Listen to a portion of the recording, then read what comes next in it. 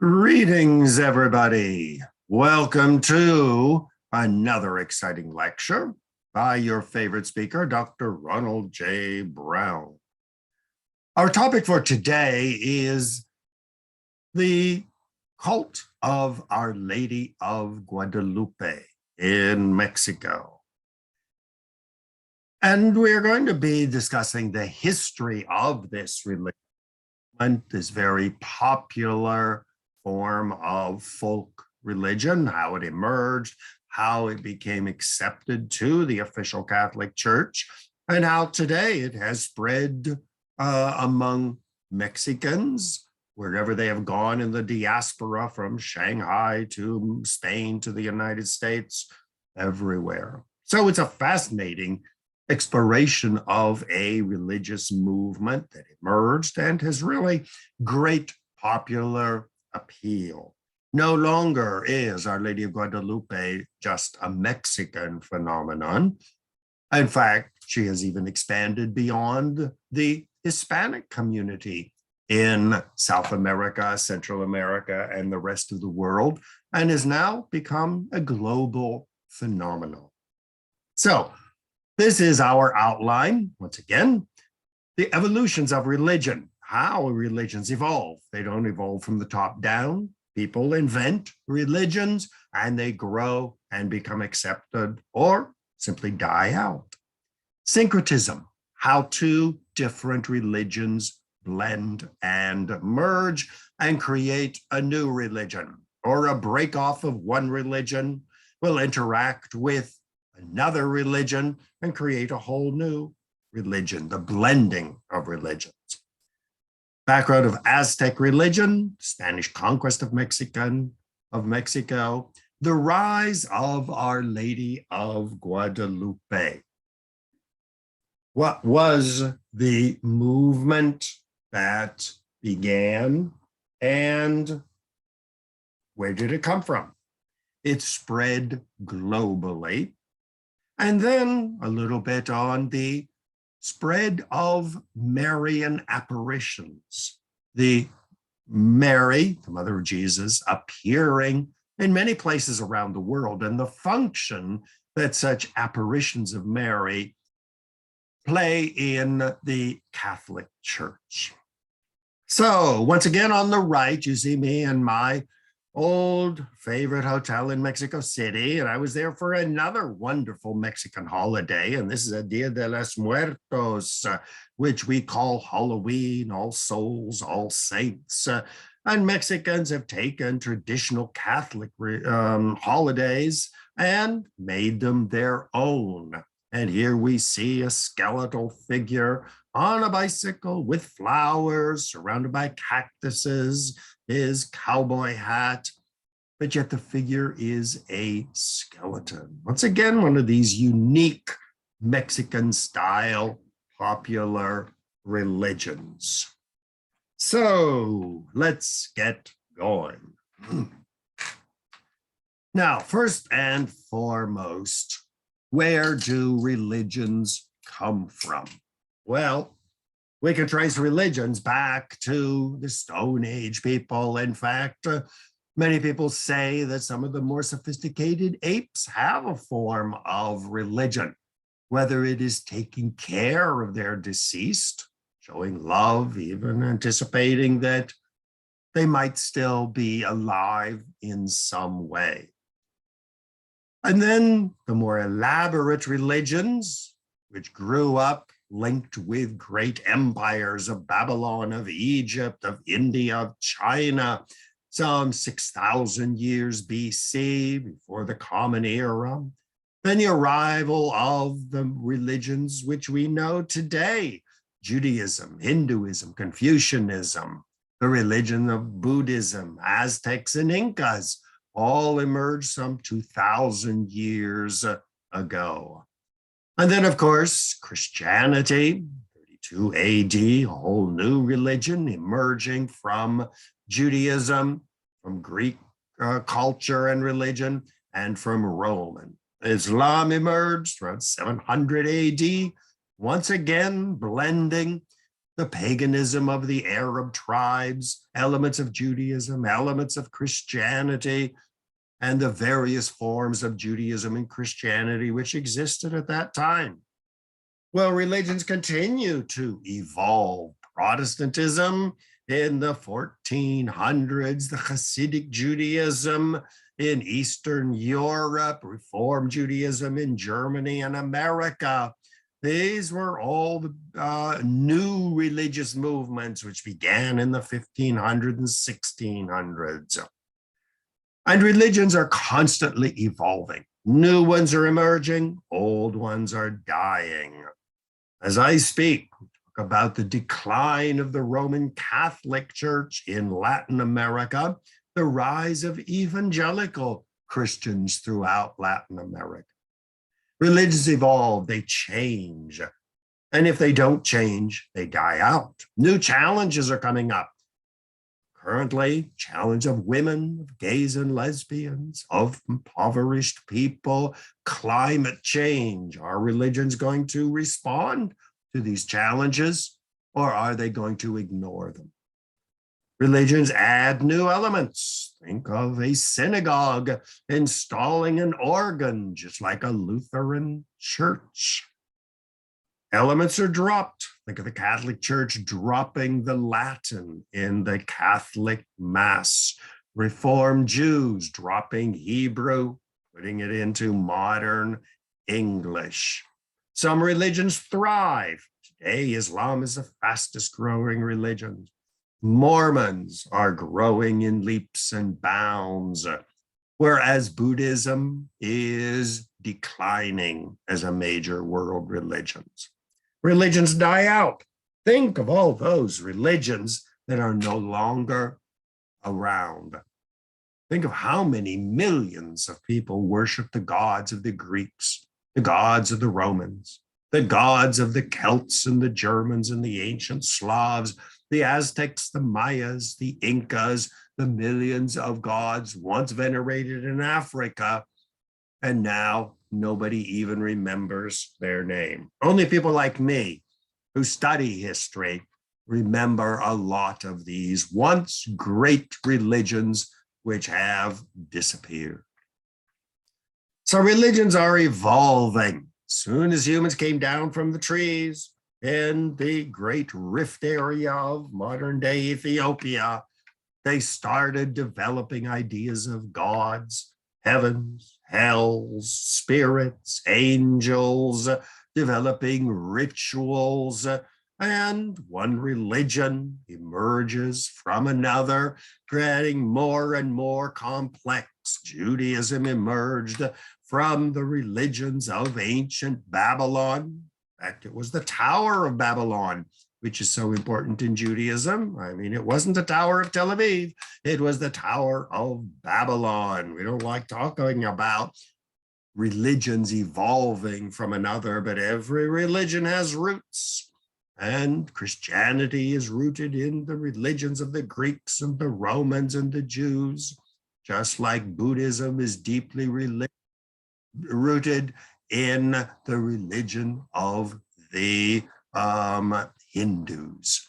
So this magnificent tree of the evolution of religion is something I can study for hours and am thrilled every time I look at it.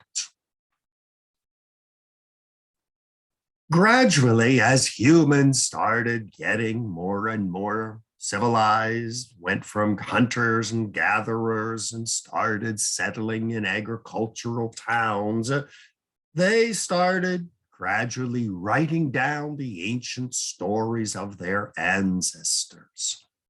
For example, the ancient Babylonians, the people of modern day Turkey, the Assyrians, had large wealth of stories that they had composed or accumulated over the thousands of years. For example, the story of the flood, Tower of Babel, Adam and Eve, Garden of Eden.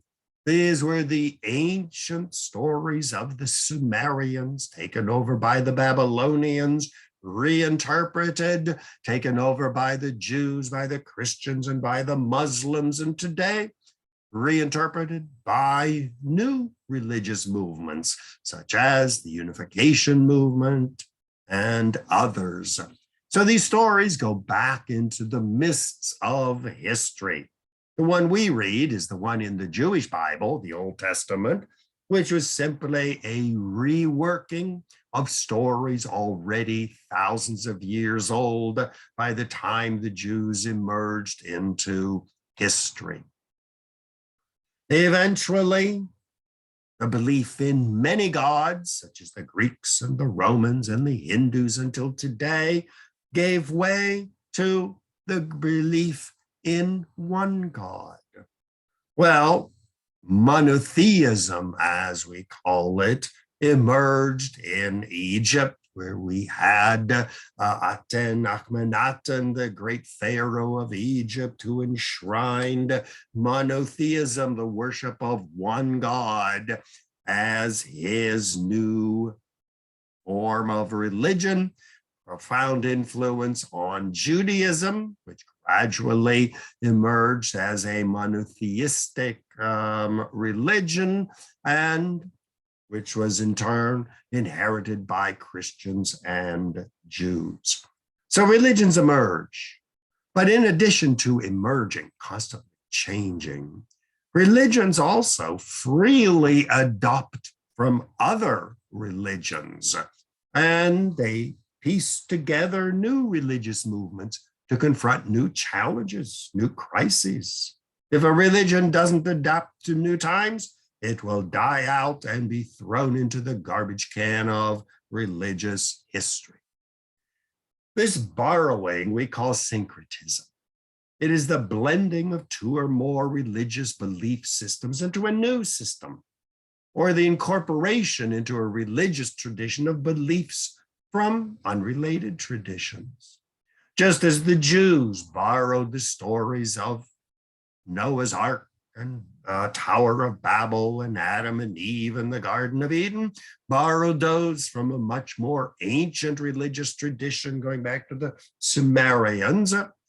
Well, they adapted them, changed them, rewrote them, added elements, and created a new religion, which eventually took the form of Judaism.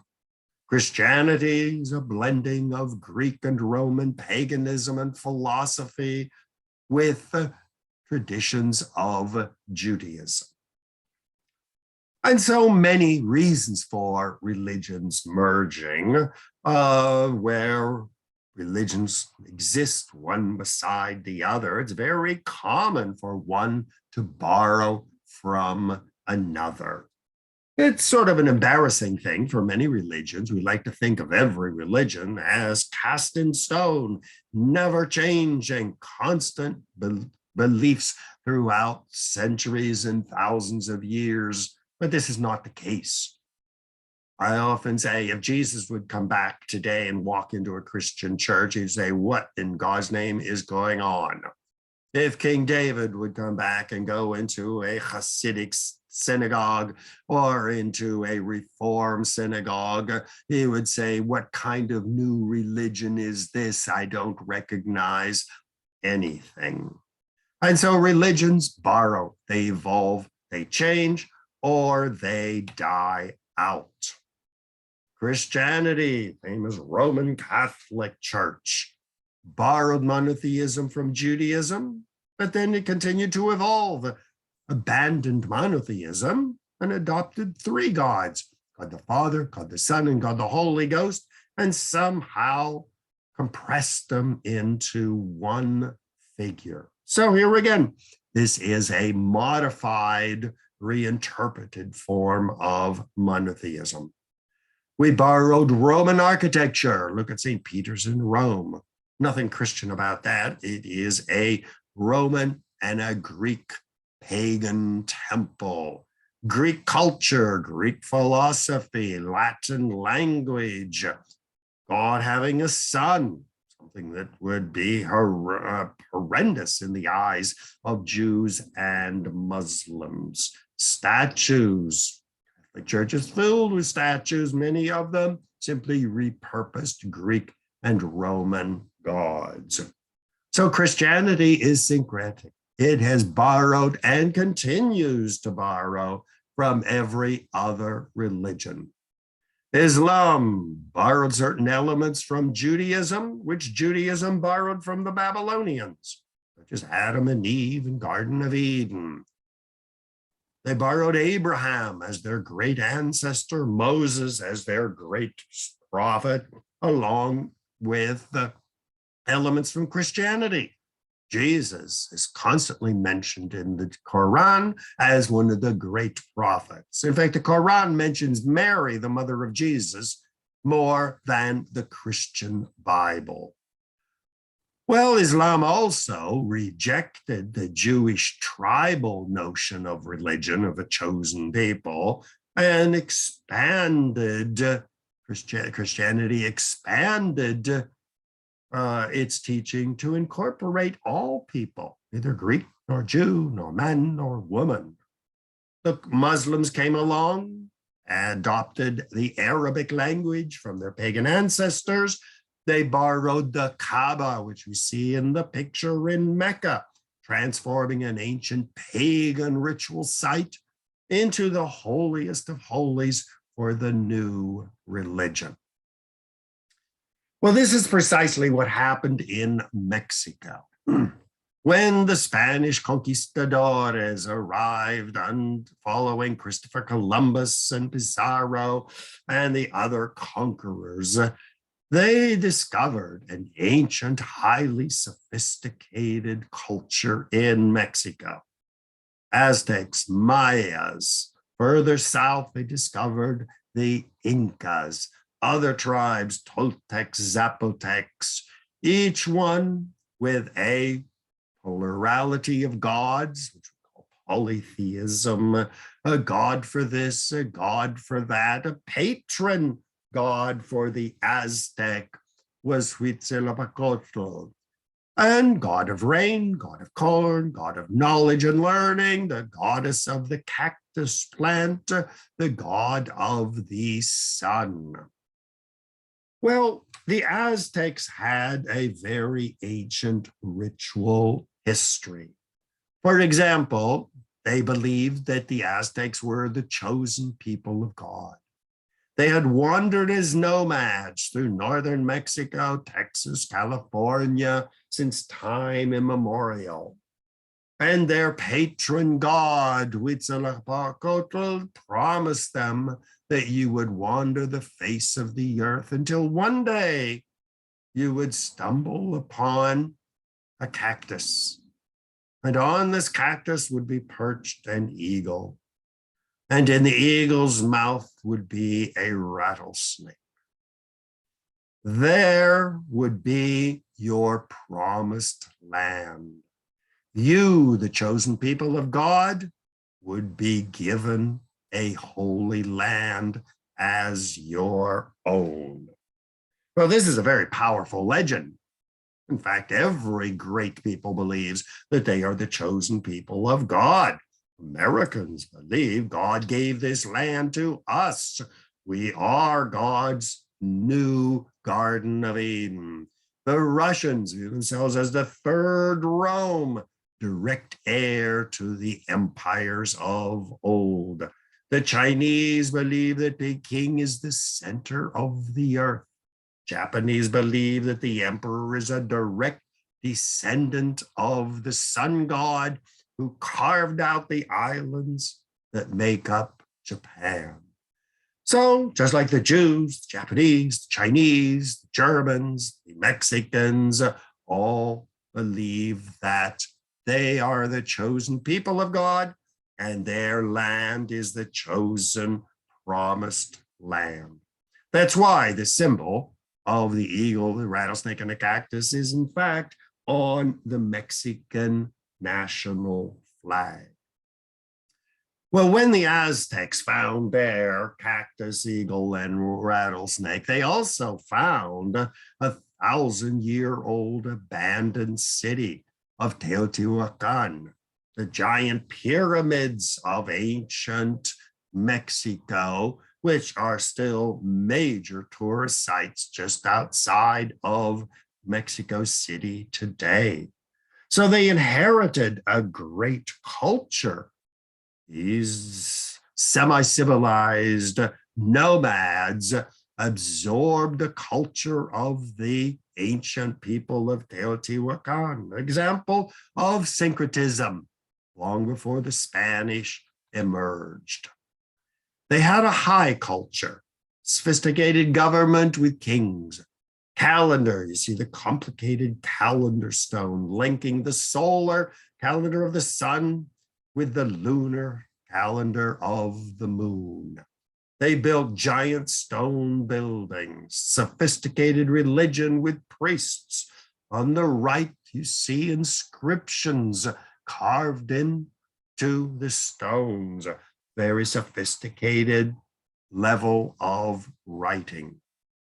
So when the Spanish arrived under Cortez in the year 1519, they encountered a very sophisticated civilization. Well, like all conquerors, whether you were the Europeans exterminating the Native American Indians, whether you were the English and the Dutch in South Africa enslaving millions of Africans, whether you were any other conquering people, when you conquer a land, you believe God commanded you and is on your side. So the Spanish conquered Mexico, overthrew the temple, slaughtered the priests and the royal families, and in one of the most bloody conquests of human history, they conquered the mighty Aztec Empire. The great Mexican muralist Diego Rivera has depicted this bloody, brutal conquest in his many paintings. And not only did the Spanish conquer the Aztecs, turn them into slaves for the Spanish master race, they also brought over Catholic missionaries and forced the natives to convert to Catholicism. So this is a typical colonial conquest. Whether it was the Europeans in North America, the Spanish in South America, the British in Africa or Australia, the Russians in Central Asia and Siberia, the Israelis in Palestine. When you conquer a people, you consider yourself the superior race because you have won the war, you enslave the conquered people, you oppress them, you put them to work for you. And so the Spanish were no different than any other conquest of one people by the other. I often wonder how the aliens are going to respond to the humans when the aliens invade the earth and enslave the humans, round them up, put them in walled compounds, starve them to death. Who knows, maybe even throw hundreds of millions of earthlings into gas chambers. I mean, this would be very much in keeping with human history. The Spanish were brutal, rounding up millions of Indians, turning them into slaves for the big plantations that were run by well-to-do, powerful Spaniards. These were called the encomiendas. In the United States, we call them plantations, such as in the South. Slave labor for the Spanish master race. On the left, you see a painting of the great city of Tenochtitlan, which was the great capital of the Aztec Empire. In the middle, you see the causeway going from island to island down to the big temple complex with its two temples on the top, which was the center of ancient Mexico City. Well, of course, the priests were killed, the temples were destroyed, and in many cases, the Spanish built their cathedrals out of the very stones of the temples they had destroyed, lining them up, forcing them to renounce the gods of the Aztecs and convert to Catholicism. On the right, you see the Mexican Templo Mayor, just off of the Zocalo, the giant square. Well, this was begun in the 1500s, and it was built on top of the two-templed pyramid, which you see on the left. In fact, when you go into the cathedral, a good guide will point out and say, see this stone over here? It was taken from the temple, and you see the face of one of the Aztec gods. Now, but a building stone in the great cathedral of Mexico City. So far, we have the Spanish conquering a very rich and vibrant culture, mass diseases and exterminations, killed off probably over half of all Aztecs. They were enslaved by the Spanish master race, and they could have all but disappeared. But what happened was, well, you went to church on Sunday if you were a good Aztec, and went into the cathedral and kissed the ring of the bishop, and you took communion and you said your prayers in Spanish. But once you were home, you still venerated the gods of your ancestors. Well, it was in the homes and in the private areas that Our Lady of Guadalupe emerged. Now, apparitions, that means appearances of Mary in Catholic culture, is a very, very ancient tradition. In fact, many people say, and I agree, that whenever the Catholics or the European Catholics conquer a country and send over missionaries, one of the very first occurrences is someone, one of the locals, claims that he or she had a vision. A woman appeared to her. Well, of course, the priests are going to say, oh, yes, it was the Blessed Virgin Mary. And historically, many people have said these appearances were a way for the Catholic Church to welcome new populations into the Catholic Church. At the bottom on the left, you see the picture of Mary holding baby Jesus with all of the beautiful robes and crowns. This is the famous Our Lady of Częstochowa in Poland. No sooner had the Catholic missionaries arrived and began to stamp out the ancient Slavic religions than, lo and behold, there was an apparition.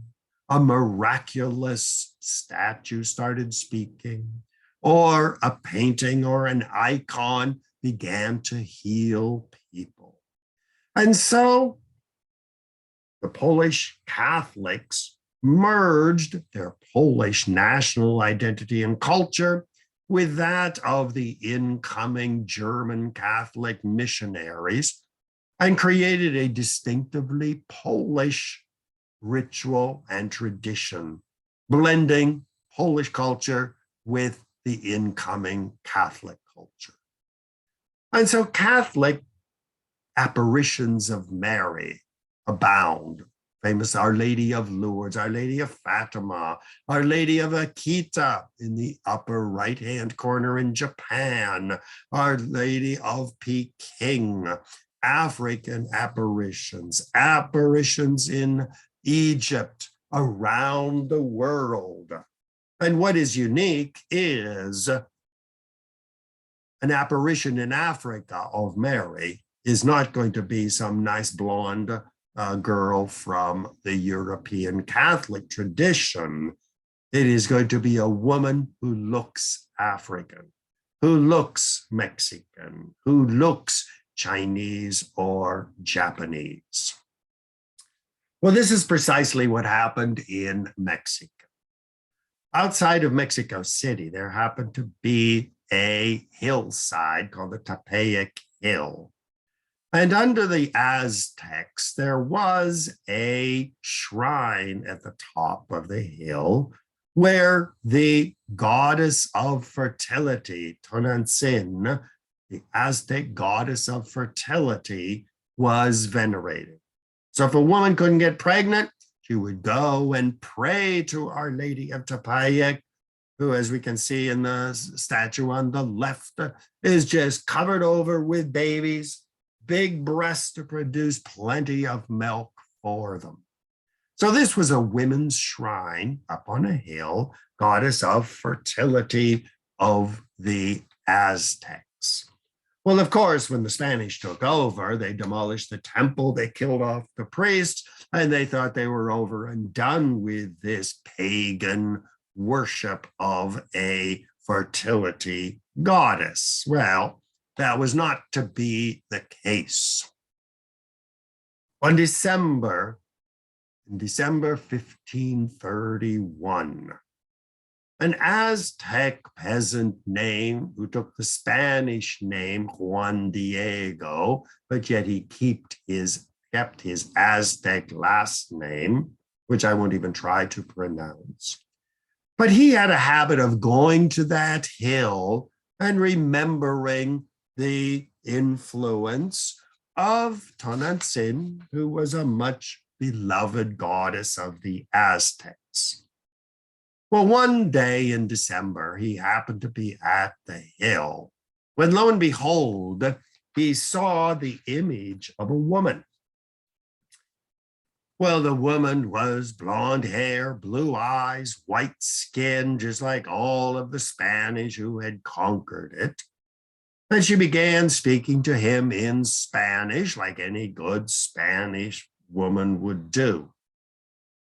Well, Juan Diego looked up and said, I'm paraphrasing here. Excuse me, lady, I don't know who the hell you are. I don't speak a word of Spanish, and you don't look like the kind of woman who should be talking to an Aztec peasant.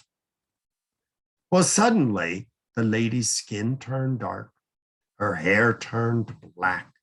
Her facial characteristics were that of an Aztec peasant.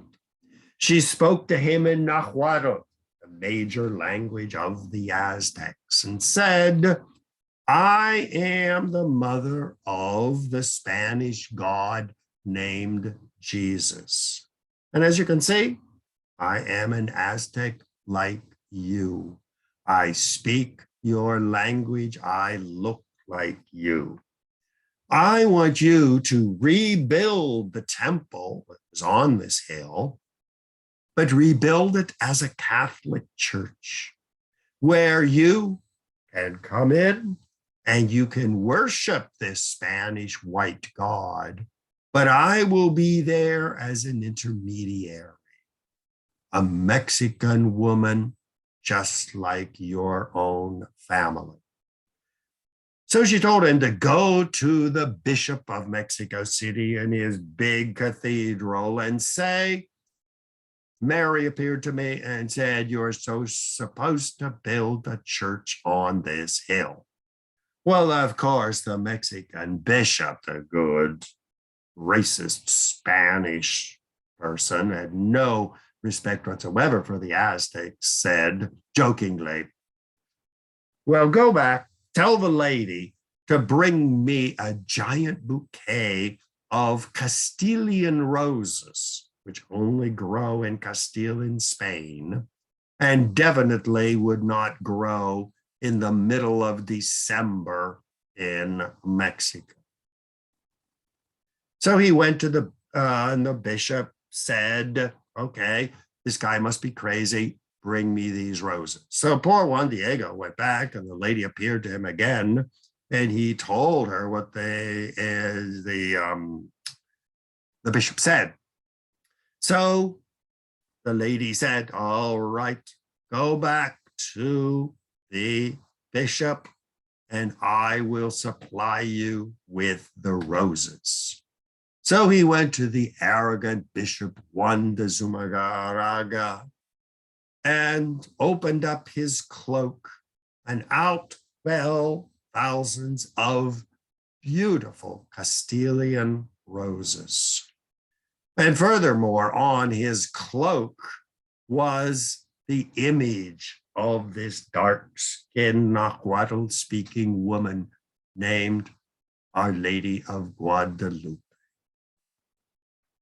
Well, gradually, the Catholic Church came around to realizing that this dark-skinned apparition just might be a useful tool for converting the Mexicans. Well, it was not easy. I mean, the Bishop Juan had no respect for the Aztecs. And so a picture on the left, you see a painting of the bishop. Well, in the upper right-hand corner is an image of Our Lady of Guadalupe. Well, that just didn't happen overnight. But gradually, the people adopted this apparition. The word spread.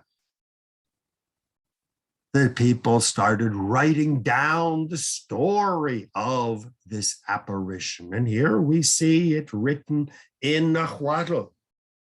Here is recounted the story of the lady.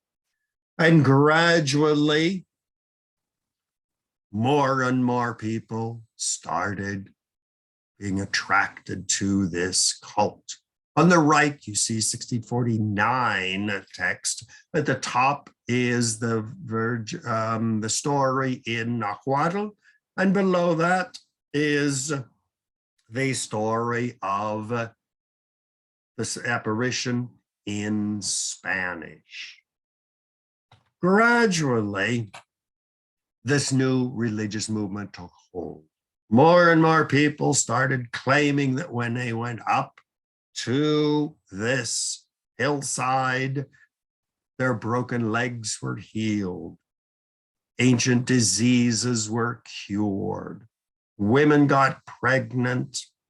Men became strong again. And leaving behind them the crutches, the rosary beads. On the right, you see a typical Mexican, Spanish approach to healing. You have a leg that is gangrene and it is healed by Our Lady Guadalupe. Well, you buy a little miniature gold leg and you attach it to the robes of Our Lady of Guadalupe. So the legends and the miracles began to spread. In fact, many people say that Mexico became the most fervent of Catholic countries because of Our Lady of Guadalupe, who interceded between the Spanish conquerors and the Aztec oppressed people. Here we see the old basilica up on the hillside dating from 1536.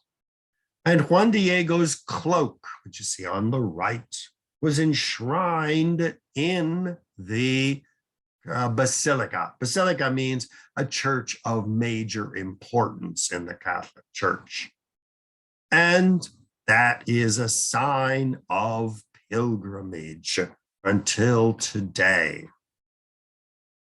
This is a photo from 1932 showing some of the rituals of climbing to the top of the hill where the original Aztec temple was, and there is a current church there now. And so climbing to the top of the hill, the old pagan temple, is still part of the rituals. Well, gradually the bishops became convinced that even if they didn't really believe in the veracity of this apparition, it was a useful tool for bringing the masses into the Catholic Church. Well, it took a long time for Juan Diego to be beatified. Beatified means he's on the first step to becoming a saint. He was only canonized, that means made a saint, in the year 2002. But Our Lady of Guadalupe was a central feature of the Mexican identity since Juan Diego's first vision. In fact, when you go to Mexico, you see statues of Our Lady of Guadalupe, paintings, processions in honor of her in December, popular art, beautiful art. One at the bottom, you see the Mexican flag and the American flag. Very common to see statues and images of Our Lady of Guadalupe in any area where Mexicans have settled. Guys get tattoos on their back, on their chest, on their arms of Our Lady of Guadalupe. Medals they wear them either in Spanish or in English. Coffee mugs, official Our Lady of Guadalupe coffee mugs. On the right, what many consider to be a miracle, the apparition in the side of a tree of Our Lady of Guadalupe. The bottom on the left at the subway station, Hidalgo, they were laying some cement and redoing the sidewalk when suddenly many people claim that there was a discoloration in the cement and an image of Our Lady of Guadalupe appeared. Until today, people go and they leave flowers. The chunk of cement has been taken out of the sidewalk and has really become a shrine right beside a subway station. The new basilica was built in 1976. Big round church. There you see it at Christmas with the Christmas tree, standing beside the old basilica, which was heavily damaged in a recent earthquake. That's me with behind me the old basilica and the new basilica. On the right is me inside the basilica. And you see at the top, underneath the cross, down at the right, at the bottom, beside the Mexican green flag, you see a square golden area. That is where the cloak of Juan Diego is preserved until today. This is what you see when you go into the new church. The Mexican flag with the cactus, the eagle, and the rattlesnake, the legend of the Aztecs, and the actual cloak, which is a great venerated symbol of Mexican nationalism. Well, gradually, this cult of Our Lady of Guadalupe started spreading. In fact, shortly after the American Revolution, when in 1785, Catholicism was legalized in New York State for the very first time. Before 1785, Catholics were a persecuted minority. To celebrate the Catholic Mass or build a church was illegal.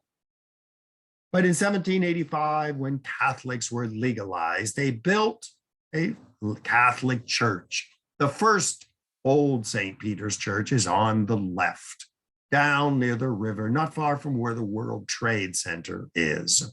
This was the first church. It was later demolished and replaced with a new church. The one on the right is a picture of the new church. Well, if you look at the altar, you see a painting of Jesus hanging on a cross. This was given as a gift from the Archbishop of Mexico to the Catholic Church of New York City. There were Mexicans in New York City at that time. Now, from early church records, we do note that there were Spanish-sounding names. So Mexicans were already present in New York City in the colonial period.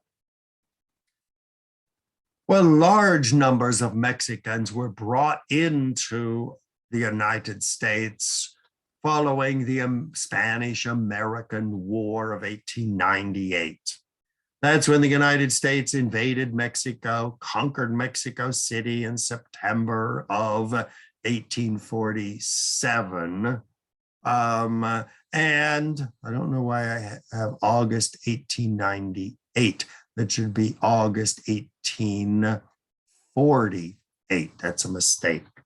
So gradually, the United States took over Texas, seized California, Arizona, Nevada, other states, Utah, Colorado, and forced Mexico to cede these to the United States, its growing empire. Well, there were already large numbers of Mexicans there. If you look at the map, you see places like San Antonio, Corpus Christi, Santa Fe, San Francisco, San Diego. These were all significant Mexican cities. The population was once again mixture of Spanish and Native American Indians who had converted to Catholicism. The Alamo, the famous monastery and church, was very famous in the war. Well, this brought millions of Mexicans into American citizenship. Well, under the new gringo government of the United States, many Mexicans were forced to give up their lands, give up their farms. Many of them, don't forget, in 1840s, Texas was a slave state, and many of them were even enslaved by the Americans. So there was a large migration to other places, especially to the northern states. Gradually, New York City became a significant center for this Mexican diaspora from the Southwest. Our Lady of Guadalupe Church existed in 1902. Picture on the left shows the church. Basically, it was a typical New York brownstone with a front added on to it, with an image of Our Lady of Guadalupe in the stained glass windows above the door. Well, gradually, this little church was no longer able to accommodate the large numbers of Mexicans who were migrating to New York in the early 1900s and especially in 1960s and 70s. So they were moved to a largely vacant Irish Catholic church down the street, also on West 14th Street, which became the new Our Lady of Guadalupe Church, which once again celebrates the December 10th holiday of Our Lady of Guadalupe with big processions up and down 14th Street, carrying paintings and statues of Our Lady of Guadalupe. Mexican migration increased radically following the passage of the Hart-Celler immigration law of 1965. If you look at the graph on the left, you see the high point of American immigration was the late 1880s, early 1900s. Well, World War I put a halt to large-scale immigration. The gates of immigration at Ellis Island were gradually closed, and World War II intervened. No new immigrants were coming in. Until by 1960s and 70s, migration was negligible. But all of the immigrations of before 1965 were European white immigrants. But when the doors of immigration were reopened in 1965, the racial quotas were abandoned. And so you had a mass migration of people who were not from Europe.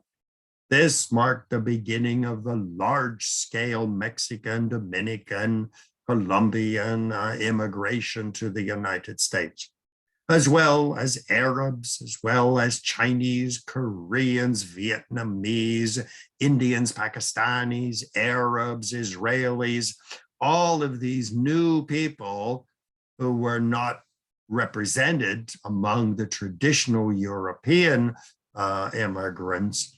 They started migrating and gradually eclipsing the immigrants coming from Europe.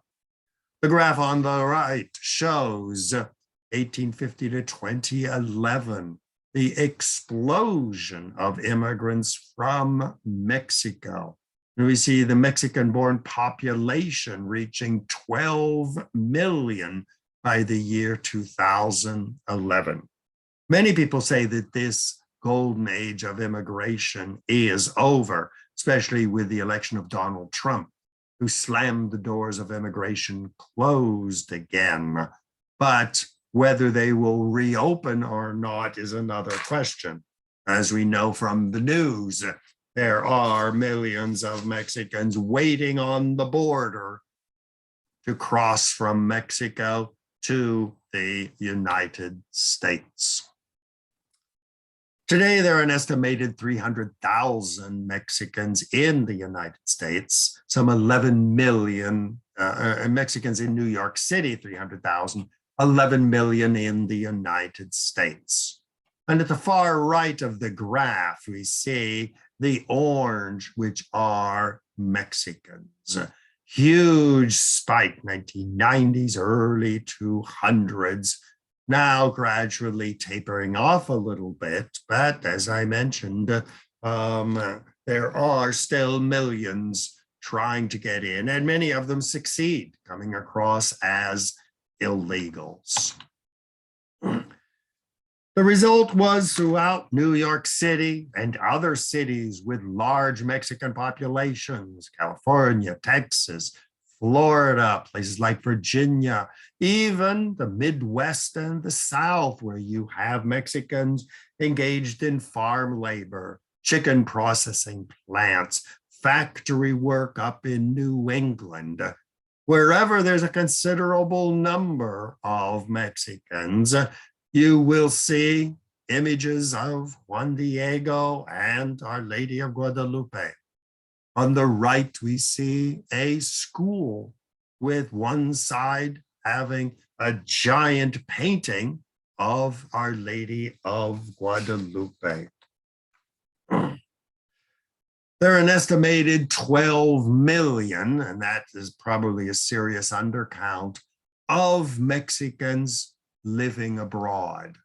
The Americas, which includes huge Mexican populations in Brazil and Argentina, as well as the United States and Canada. Large numbers are going to Europe. Speaking Spanish, they can easily find jobs in Spain, but it's not at all unusual to see Mexican communities and newspapers from Paris and Berlin, London, even into China. And so this mass migration of Mexicans is taking with it the symbol, the icon of Our Lady of Guadalupe. Mexican immigration is not just factory workers and agricultural workers in the United States. One of the first signs of a Mexican community is a Mexican restaurant. Mexican cuisine is becoming very famous. And every time you go into a Mexican restaurant, you see all of the decorations. But if you look closely, somewhere there will be a little shrine to Our Lady of Guadalupe. Even if all the guys working in the kitchen are Chinese, the guys waiting on the table are Germans or Turks or Brits or French, there will always be a symbol of Our Lady of Guadalupe to make it authentically Mexican. Larger populations sponsor not only churches, but on our feast of Our Lady of Guadalupe, they will even have outdoor parades, once again with the Mexican flag, the Aztec symbol of the cactus, the eagle, and the rattlesnake, with pictures and icons and holy cards of Our Lady of Guadalupe. Mexican food, Mexican population, large numbers of Mexicans are migrating to Shanghai, one of the boom cities of the world. On the right, you see St. Ignatius Catholic Cathedral in Shanghai, built by missionaries in the 1800s. Well, today there is a chapel devoted to Our Lady of Guadalupe. Chinese are getting a bit tired of eating Chinese food all the time, so TripAdvisor has an advertisement for the 10 best Mexican restaurants in Shanghai. We often think of all the Mexicans waiting on the border to come to the United States, but they are also going to China. They're going to India.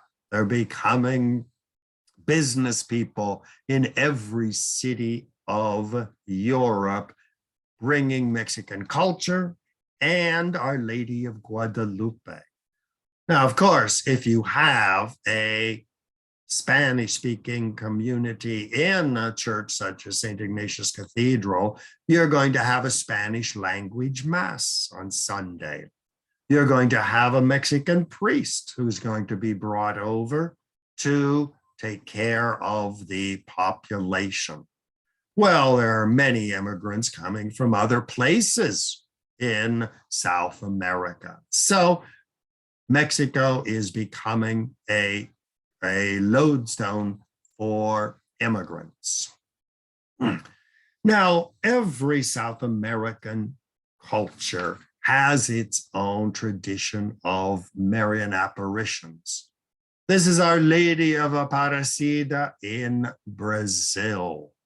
Once again, two fishermen were out in a boat, and the whole episode of discovering a statue of Our Lady. But once again, where most Brazilian fishermen were either the descendants of African slaves or mixture of Brazilian natives, the statue once again was a Black woman. And at the bottom, you see the basilica devoted to Our Lady of Aparecida. Dominican Republic, Our Lady of Altagracia, Nuestra Señora de Altagracia. Once again, a legend of Mary appearing to the early converted Catholics in the Dominican Republic. And today you see the basilica devoted to her. Our Lady of Andacola in Chile. Once again, an apparition where, again, blending elements of the Inca culture with the oncoming Spanish, and very often African slaves. Once again, the Chilean Indians may have converted to Roman Catholicism, but for them, it is Chilean Catholicism. Our Lady of Luján in Argentina. Once again, another apparition story. Once again, these apparition stories are of ordinary people like Juan Diego. It was not a university professor or a bishop or a famous nun who has these apparitions. It is a simple, no-name nobody who was chosen by Mary as their way of communicating with the newly conquered people. Virgen de la Caridad de Cobra in Cuba. Here again, once again, ordinary people, two Native American or Indian brothers, Rodrigo and Juan de Hoyos, and an African slave child, saved by floating statue of Mary. Once again, Mary interceding between the Spanish and the African slaves and the Spanish conquistadores. Virgen de Buen Parto. It's again another South American apparition, which linked again the Roman Catholic Church of Spain with the local people. Nuestra Señora de Val, Our Lady of the Valley in Argentina. Here again, an apparition site. And of course, the Latin Americans love color. They love gold and diamonds. I mean, the whole culture of embroidering robes for these miraculous apparitions. Altagracia Cobra, Argentina. Again, the apparition of in Argentina. And once again, this one was the year 2011. Now, Mary has a habit of appearing in a time of crisis. And I mean, Argentina has been in a financial crisis, probably of catastrophic proportions these years. Probably 50 or $60 billion in debt. The last time I was there, the peso was literally worthless. Well, what better time for Our Lady to appear to the Argentinians saying, keep the faith, keep working. I am here to protect you. Well, once again, that brings us to the end of another exciting lecture with your famous speaker, Dr. Ronald J. Brown. Well, Marian apparitions, as we saw from Argentina, continue until today. I have been attending Our Lady of the Roses, Mary, Help of Mother's Shrine in Flushing Meadows Park in Queens. Again, apparitions of Mary at a time when New York City was legalizing abortion, gay pride parades, economic collapse of the city, World Trade Center. What better time for Catholics to turn to a new apparition than these times of crisis? Veronica Lucan from Bayside had visions, apparitions over a period of 30 years. This was her 41st vigil of her very first apparition. So here again, the Catholic tradition of apparitions is still alive and well and growing. So once again, if you have a comment, question, correction, please feel free to send me an email at ronbrownmedia@gmail.com. So thank you very much for joining me. And I hope you found this chapter in World Religions especially interesting. Once again, Dr. Ronald J. Brown logging off, and I hope to see you in the future.